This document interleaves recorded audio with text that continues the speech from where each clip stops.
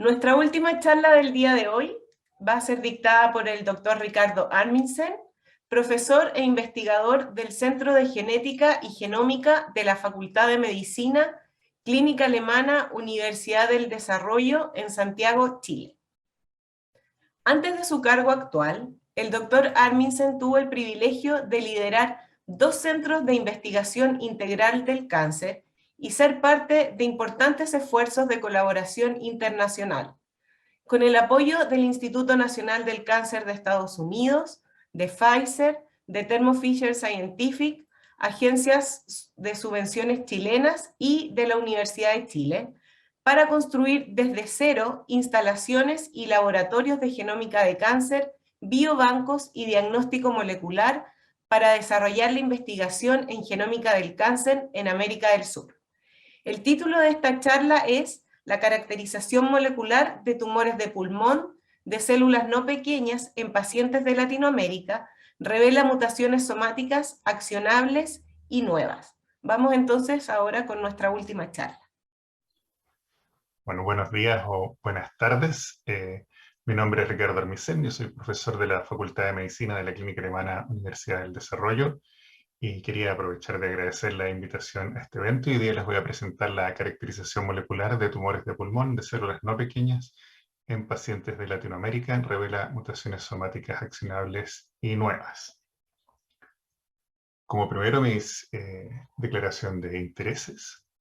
Y también contarles que mucho de lo que vamos a revisar hoy día ya está disponible en forma de publicaciones u otros formatos. Aquí están las referencias por si quisieran profundizar en los temas que vamos a tocar.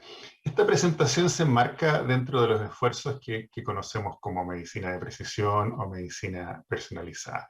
Sin querer entrar mucho en el detalle, la medicina de precisión es una suerte de paradigma donde queremos hacer uso de mucha información que podríamos considerar individual, ya sea de un paciente en particular o de un grupo de pacientes, que nos pueda ayudar a generar un tratamiento más personalizado, y la promesa, la ilusión, es que esta aproximación va a mejorar los resultados de los pacientes, de los distintos grupos de pacientes, y eventualmente va a reducir los efectos secundarios. Y esto es algo que, bueno, vamos a ver, hay que demostrar para cada caso, para cada grupo de medicamentos, para cada grupo de marcadores, si es la situación correcta o no.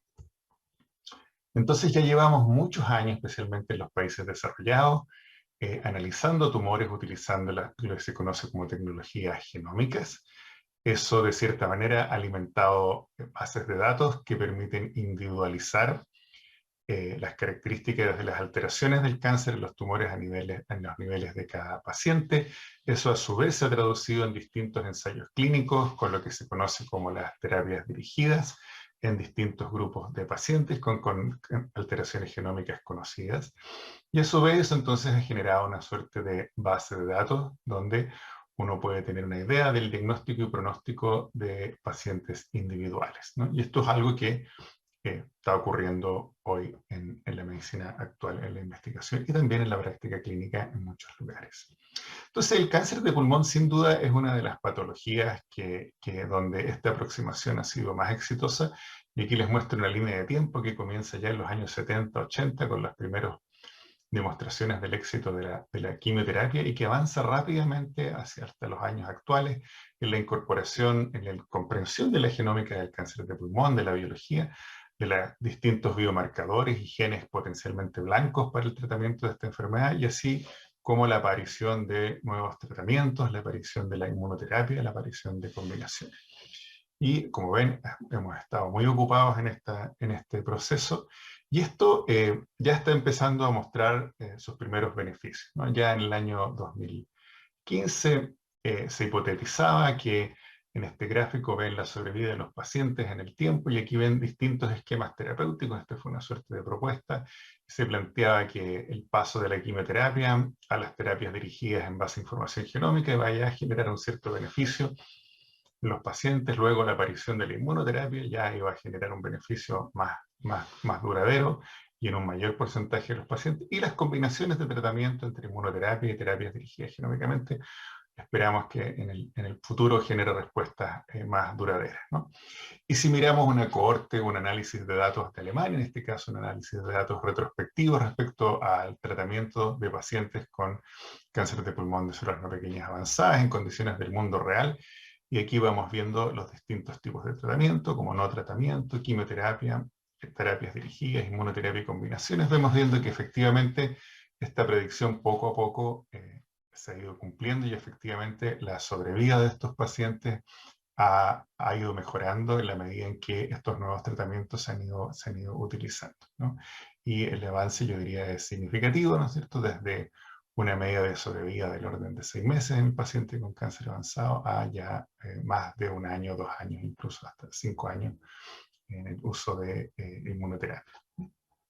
Así que, y esto ya tiene alguna evidencia a nivel poblacional. Aquí de nuevo vemos una línea de tiempo con la incorporación de los, donde se muestra la incorporación de los medicamentos. Aquí ya en el año 2010 empieza a haber un aumento de lo que llamamos terapias de drogas dirigidas, en particular los inhibidores del receptor de EGF, conocido como FGR, y por lo menos en Estados Unidos y en otros países desarrollados, a nivel de población, ya se empieza a ver un efecto en la mortalidad global por cáncer de pulmón en esos países. Este gráfico es un poco complejo, pero tanto para hombres como mujeres se puede ver que en Estados Unidos, a contar del año 2013, hay una aceleración de la mejoría de los resultados de salud en términos de sobrevida global para los pacientes con cáncer de pulmón en esa población en particular. Y esto también se ha visto en otros países europeos y asiáticos. Por lo tanto, de alguna manera estas promesas se están empezando a cumplir.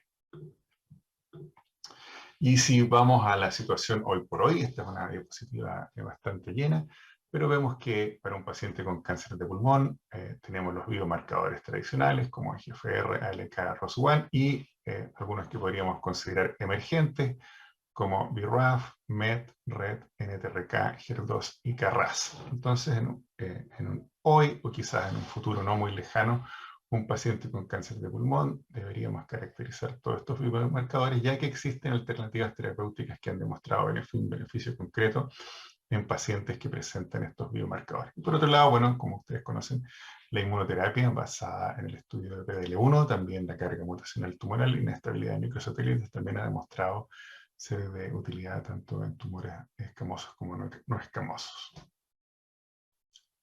Entonces, si uno piensa en cómo viene el futuro, y este ya es un review del año 2019, bueno, en cáncer de pulmón en particular, el desafío es que vamos a tener más y más biomarcadores. Ya les mostré que de 3 probablemente estemos pasando a 7, a 9, y aquí estos autores plantean que efectivamente los biomarcadores nos pueden generar una cantidad de información importante que nos va a permitir comprender la biología de la enfermedad y eventualmente mejorar el tratamiento, tener una mejor predicción de cuál va a ser la respuesta al tratamiento y el pronóstico de pacientes individuales. Así que, bueno, y para los que están en el área de la anatomía patológica ya se habrán dado cuenta de otra tendencia, que es que cada vez tenemos acceso, cada vez las biopsias, ¿no es cierto?, son menos invasivas y tenemos menos y menos tejido y más biomarcadores. Por lo tanto, la secuenciación de siguiente generación se ha convertido en alternativa valiosa para este desafío. En nuestro caso, nosotros realizamos un estudio que se llamó estudio multicéntrico de diagnóstico, de validación de diagnóstico molecular en cánceres de pulmón con células no pequeñas, que se registró bajo este número y contó con el auspicio del gobierno de Chile a través de Corfo, Pfizer y Thermo Fisher Scientific. Este estudio se desarrolló en Chile, en alrededor de 9 ciudades, en Perú, en varios centros, en 8 ciudades, en 3 ciudades, en 8 centros, y en Brasil también en 29 centros clínicos.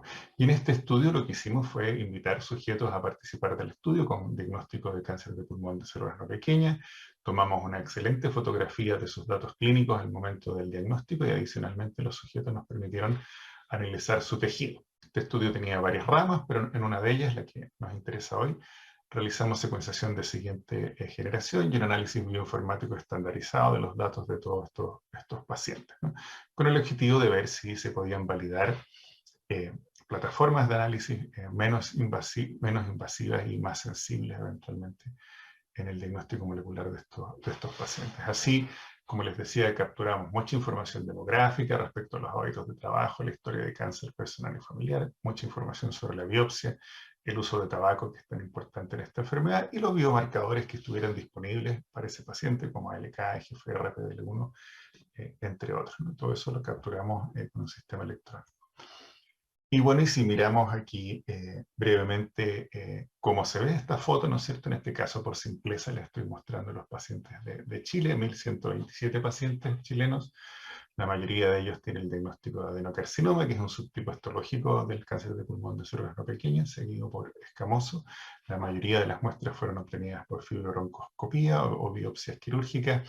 Y bueno, la mayoría de los pacientes al momento de diagnóstico estaban en un estadio avanzado, estadio 4 o 3. Respecto a las características del tejido, la mayoría de los tejidos que analizamos son de origen pulmonar y secundariamente son de origen de la pleura. Tenemos un buen equilibrio de género entre hombres y mujeres y, como les decía, bueno, y un uso del tabaco importante. Los nunca fumadores en este corte son solo un 30%, ¿no? Y entre los exfumadores y los actuales fumadores está el resto. También hay presencia de uso de tabaco de forma pasiva. Y interesante también, la historia familiar de cáncer está presente en un porcentaje significativo de los pacientes. En términos del ensayo, lo que utilizamos nosotros fue el OncoMind Focus Assay, que es un ensayo que permite interrogar alrededor de 52 genes y que son genes que es conocida su participación en la oncogénesis, como se conoce como driver genes o genes conductores del cáncer, y también muchos de ellos son genes accionables, es decir, la información respecto a mutaciones en estos genes puede generar una conducta terapéutica específica, ¿no? Entonces tenemos análisis de regiones hotspot, análisis de número de copias y análisis de fusiones entre genes para los genes que están descritos en esta lista en particular. Y una vez que hubimos secuenciado muchos de estos pacientes, varios cientos de ellos, utilizamos un algoritmo estandarizado, analizamos los archivos utilizando una metodología estándar. Básicamente utilizamos una herramienta bioinformática conocida como BET, que nos permitió detectar variación que se origina en la línea germinal de los pacientes y no así en los tumores, y esta variación fue retirada del análisis. Y para aquellas mutaciones que fueron consideradas somáticas, es decir, propias del tejido tumoral, primero fuimos a ver si estas se encontraban en la base de datos conocida como OncoCABE, que permite clasificar que tiene una clasificación de mutaciones conocidas en aquellas que son clínicamente accionables, quizás accionables de resistencia y otras conocidas, y también utilizamos la base de datos de mutaciones somáticas conocida como COSMIC. Para todas aquellas variantes que no se encontraban en OncoCABE o COSMIC, las clasificamos como variantes nuevas o noveles y utilizamos el Cancer Genome Interpreter, aquí está la referencia, que es un algoritmo computacional que nos permite hacer una predicción sobre la potencial accionabilidad de estas mutaciones. Entonces, en mutaciones nuevas, tipo 1 y tipo 2 podrían ser accionables y las ya tipo 4 son consideradas benignas o pasajeras, y hay un Tier 3 que son variantes de significado no conocido. Aquí tenemos una visión general del estudio. Finalmente, aproximadamente participaron sobre 100 pacientes de Perú, sobre 1000 pacientes de Chile y alrededor de 600 pacientes de Brasil, de las ciudades que aquí se muestran. Y ahora, si tomamos todas las muestras que analizamos de estos 1700 y algo pacientes, vemos y miramos aquí la lista de los genes, de estos 52 genes, cuáles son los genes más alterados. Bueno, en este análisis está EGFR, destaca también KRAS, MET, PI3 quinasa, ALK, bueno, y muchos otros genes a una proporción menor. Y aquí tenemos esta clasificación que les conté: accionables, conocidas, probablemente accionables y noveles. Interesante, alrededor de un tercio de la variación somática, de las mutaciones somáticas que encontramos, corresponde a esta categoría de noveles, es decir, no habían sido descritas en las poblaciones donde tradicionalmente se hacen estos estudios, que son Europa y Estados Unidos. Entonces, ahora si miramos a nivel de genes individuales, bueno, acá tienen genes conocidos como KRAS, EGFR. Pueden ver que EGFR contribuye con una gran proporción de mutaciones accionables y conocidas. A su vez, KRAS, ¿no es cierto?, variación en la posición 12 de esta proteína, una variación conocida en el cáncer. Y aquí en este análisis en particular son los 5 genes más mutados frecuentemente. La noveles contribuye particularmente a ALK y MET. Así que este es un poco cómo se ve la población de estos 3 países a nivel de estos genes en particular y en términos de su accionabilidad. Ahora, si miramos este típico, se le llama waterfall plot, donde cada línea es un paciente y cada línea es un gen y cada columna es un paciente, vemos cómo esta diferencia entre todas las mutaciones somáticas potencialmente accionables, que es esta columna de acá, por ejemplo, el GFR marca un 18%, y solo aquellas consideradas driver marca un 16%. Es decir, aquí estas mutaciones noveles generarían un 2% extra de mutaciones potencialmente accionables. En Carras pasamos de un 15 a un 16%, en BRAF de un 3 a un 6%, HER2 3 a 7%, y así para los otros genes. Y pueden ver que, como es característico, ¿no es cierto?, la mayoría de los pacientes presenta una mutación driver dominante, aunque hay cierto nivel de coocurrencia que tenemos que investigar más en detalle, ver qué significado tiene en términos de sensibilidad y resistencia al tratamiento. Ahora, en términos de las fusiones génicas, bueno, la más tradicional y conocida en cáncer de pulmón es ALK. En este caso, la mayoría de los pacientes presenta fusiones con el gen ML4. Asimismo, para ROS1 también vemos lo tradicional, que ROS1 tiene una diversidad de genes con los cuales se fusiona, no tiene un gen preferido, y eso también se repite en los pacientes. En este caso estamos mirando los de Chile. Y ahora, si miramos comparativamente la proporción de mutaciones en genes accionables entre Chile, Brasil y Perú, destaca, por ejemplo, en el gen MET hay una mayor proporción de alteraciones en la población chilena respecto a la población brasilera y peruana. ALK, la proporción es similar entre los tres países, aunque varía el tipo de fusión génica en particular que predomina en cada país. RET, que parece ser más importante en Brasil. ROS1 está presente en todos los países. GFR, algo conocido, si suman todo esto van a ver que Perú tiene una mayor proporción de alteraciones conductoras en EGFR respecto a Chile y a Brasil, que está en un lugar intermedio. BRAF también parece ser interesante en Perú. Y aquí les muestro solo algunas de las mutaciones nobles a nivel de nucleótido único. Pueden ver alteraciones en LK, en MET, en RET, ROS1 y HER2, que son todas potencialmente accionables, y existen muchas otras alteraciones únicas en otros genes que están descritas en la publicación respectiva. Esto merece más investigación y eventualmente podrían ser nuevas oportunidades terapéuticas para los pacientes latinoamericanos.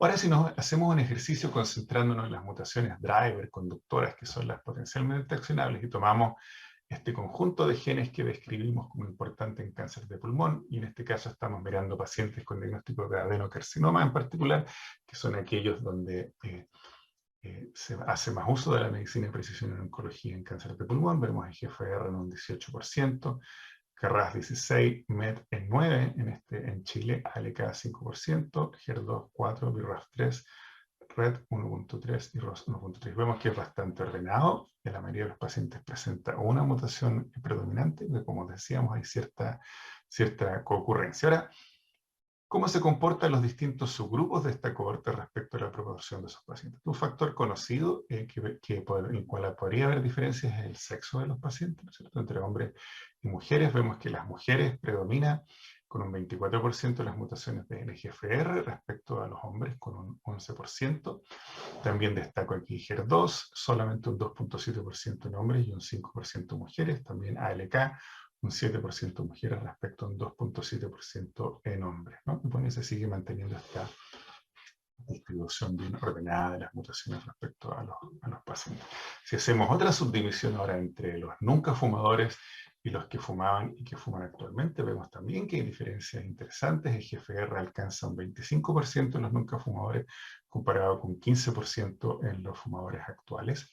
Esto es fundamentalmente a expensas de Carraf.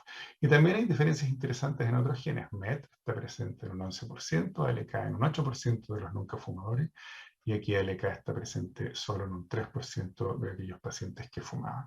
Entonces, si ahora creamos un subgrupo más acotado aún, es decir, pacientes con adenocarcinoma, mujer, nunca fumadores, vemos que EGFR alcanza el 31% de estos pacientes, HER2 el 7%, MET 9% y ALK 8%. Es decir, este subgrupo de pacientes, mujer con adenocarcinoma nunca fumadora, tiene una alta probabilidad de tener una alteración accionable en estos genes para los cuales existe un tratamiento que ha demostrado ser mejor que el tratamiento convencional.